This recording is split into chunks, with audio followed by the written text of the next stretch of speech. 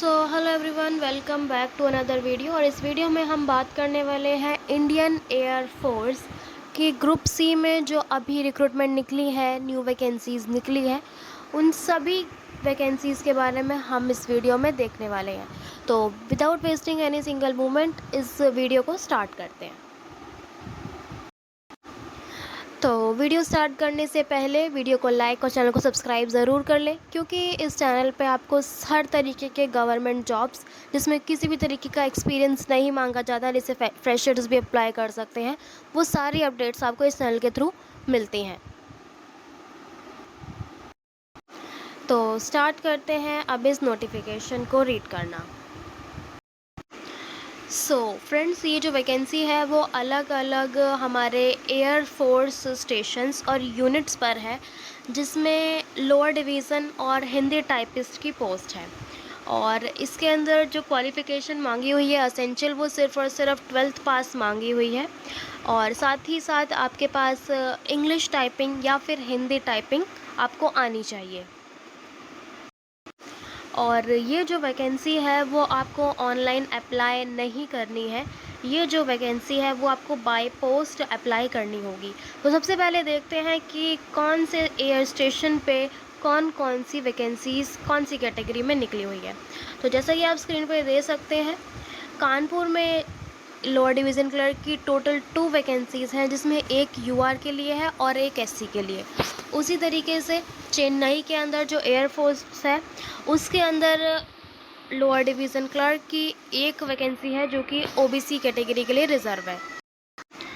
Then उसके बाद पूना का जो एयरफोर्स स्टेशन है, उसमें लोअर डिवीज़न क्लर्क की टोटल 2 वैकेंसी है, जिसमें एक यूआर कैटेगरी के लिए है और एक एसटी कैटेगरी के लिए है। इसी तरीके से इसमें काफ़ी अलग अदर स्टेट्स की जो वैकेंसीज़ हैं और किस एयरफोर्स स्टेशन पे कितनी वैकेंसीज़ हैं और किस कैटेगरी में है, वो सारी की सारी इस पीडीएफ में मेंशन है। इस पीडीएफ को मैंने ऑलरेडी अपने टेलीग्राम चैनल पर अपलोड कर दिया है, और इस वीडियो के डिस्क्रिप्शन बॉक्स में भी आपको इस पीडीएफ का लिंक मिल जाएगा। एयरफोर्स, इंडियन एयरफोर्स हेडक्वार्टर है ट्रेनिंग का, उसमें भी अलग अलग स्टेट्स में वैकेंसीज़ निकली हुई हैं, जैसे कि बेंगलुरु के अंदर एक है, चेन्नई के अंदर, हैदराबाद, चेन्नई, बेंगलुरु, और साथ ही साथ इसमें जो हेडक्वार्टर ईस्टर्न साइड में है और वेस्टर्न साइड सेंट्रल, इन सभी हेडक्वार्टर्स में वैकेंसीज़ निकली हुई हैं।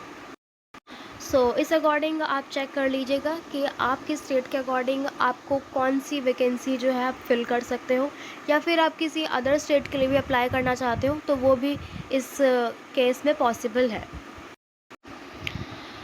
आप देख सकते हैं स्क्रीन पे कि असम में भी अलग अलग पोस्ट पे वैकेंसीज़ निकली हुई हैं, जो जर्नली एलडीसी और हिंदी टाइपिस्ट की हैं। और आप महाराष्ट्र, गुजरात में भी देख सकते हो। इसके अलावा हमारे जो इंडिपेंडेंट यूनिट्स है आईएएफ, इंडियन एयर फोर्स की, न्यू दिल्ली में, उसकी भी वैकेंसीज़ यहाँ पे मेंशन की हुई हैं, जिसमें लोक कल्याण मार्ग इंडियन एयर फोर्स जो स्टेशन है, उसमें टोटल 3 वैकेंसीज़ हैं। और सेकंड जो दिल्ली के अंदर इनका एयर फोर्स स्टेशन है, उसके अंदर एलडीसी की 2 वैकेंसीज़ हैं।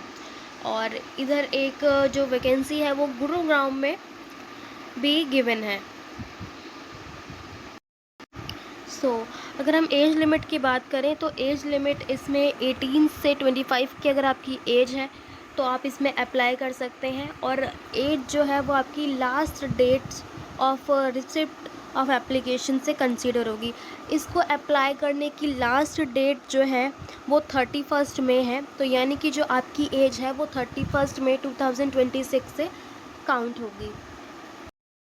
इसके बाद अगर आप किसी रिज़र्व कैटेगरी से बिलोंग करते हैं तो 3 इयर्स का रिलैक्सेशन मिल जाता है आपको ओबीसी कैटेगरी में, और 5 इयर्स का रिलैक्सेशन मिल जाता है आपको एससी एसटी कैटेगरी में।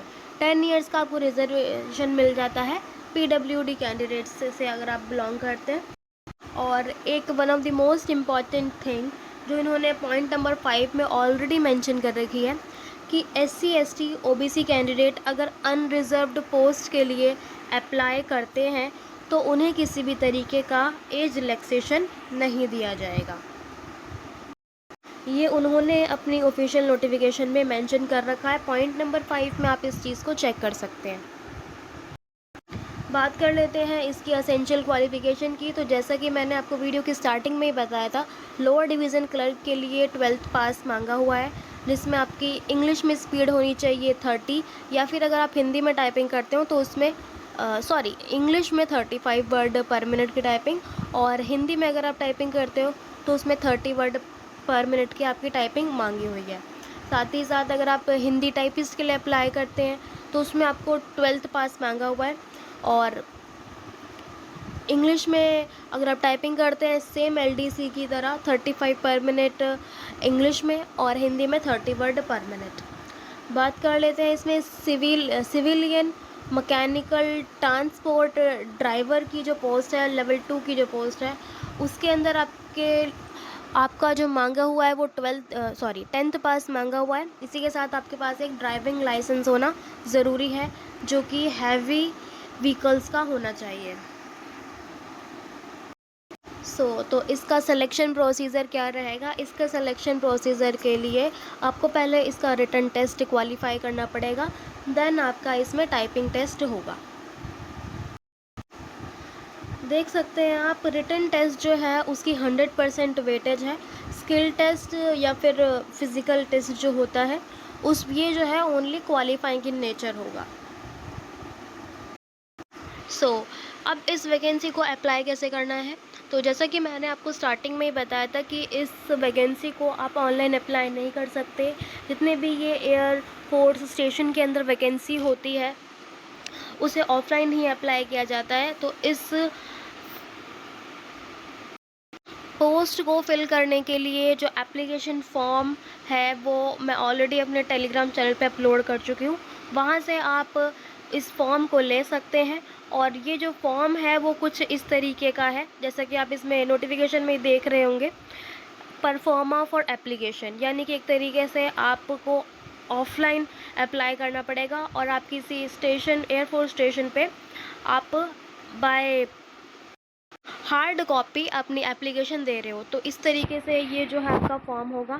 एयरफोर्स स्टेशन के लिए आप अप्लाई करना चाहते हैं और कौन सी पोस्ट है वो आपको सबसे पहले ऊपर मेंशन करनी पड़ेगी। जैसे कि फॉर एग्ज़ाम्पल हम दिल्ली के कोई भी एयरफोर्स स्टेशन, जैसे कि लोक कल्याण मार्ग था, मैं उसका अगर फिल करना चाहती हूँ या कोई अदर कैंडिडेट करना चाहता है तो वो यहाँ पे वो दिल्ली का स्टेशन भरेगा यूनिट से पहले, और application for the post of, जैसे कि वहाँ पे LDC की भी पोस्ट थी और हिंदी टाइपिस्ट की भी पोस्ट थी।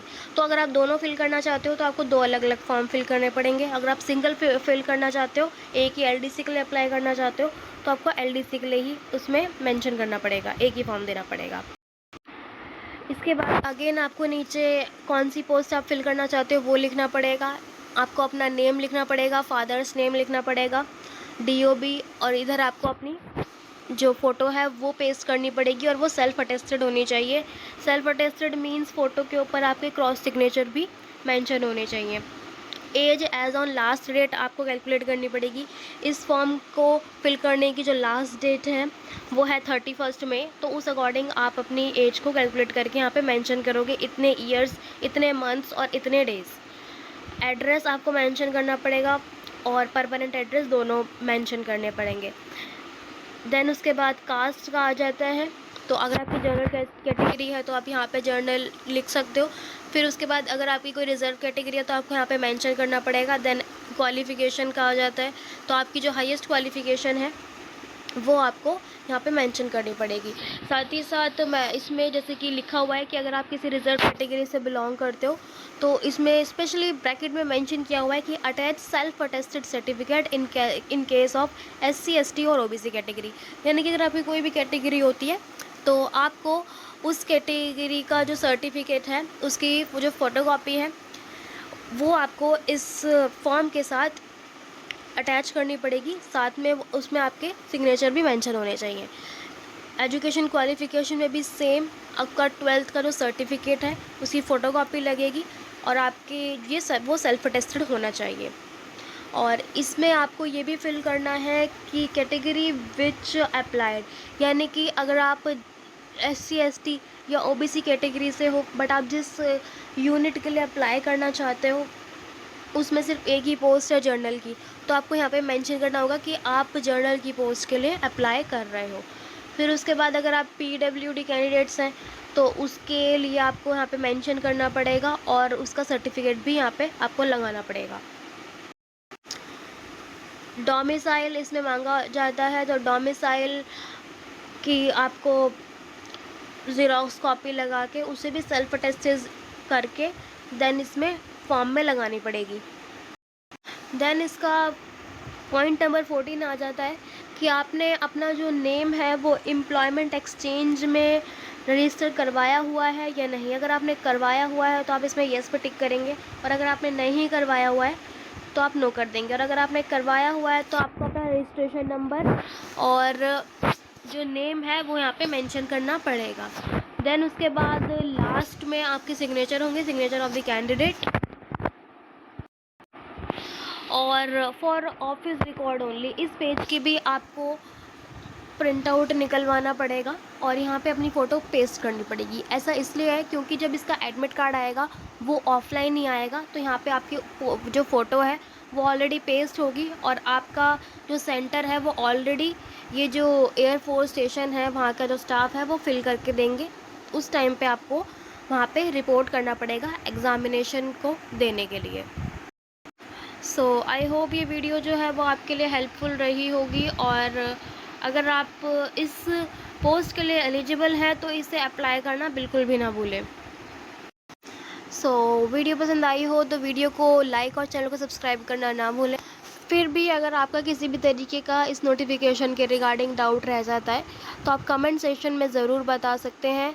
मैं ट्राई करूँगी कि आपके कमेंट का जल्द से जल्द रिवर्ट कर सकूँ।